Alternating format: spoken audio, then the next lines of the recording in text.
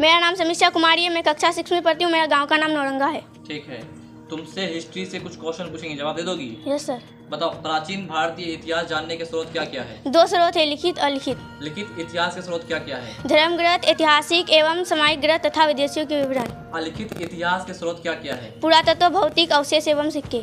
समस्त इतिहास को कितने वर्गों में विभाजित किया गया है? 3 वर्गों में, प्राग या पूर्व ऐतिहासिक काल, ऐतिहासिक काल, आगे ऐतिहासिक काल। बहुत बढ़िया।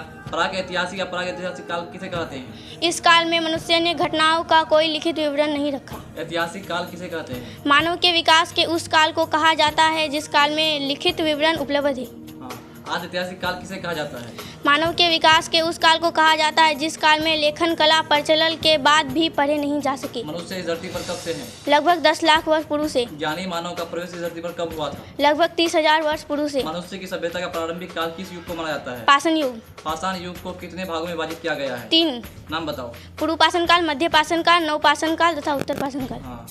पूर्व पाषाण युग में लोगों को भोजन किस प्रकार प्राप्त? शिकार के द्वारा। खाद्य संग्रह काल के रूप में कौन सा काल जाना जाता है? पूर्व पाषाण काल। पूर्व पाषाण काल में मनुष्य कहाँ रहते थे? गुफाओं एवं घने वृक्षों के नीचे। हाँ। आग किस काल की देन है? पूर्व पाषाण काल आदि की। मानव ने सबसे पहले क्या सीखा था? आग जलाना। आदि मानव ने सर्वप्रथम किस पशु को पालतू बनाया था? कुत्ता को। आदि मानव की सबसे महत्वपूर्ण खोज क्या थी? पहिया। महाराज के बोड़ी नामक स्थान पर मिले अवशेष किस काल के हैं? पूर्व पाषाण काल के। पूर्व पाषाण काल के अवशेष भारत के किन किन स्थानों में पाए गए हैं?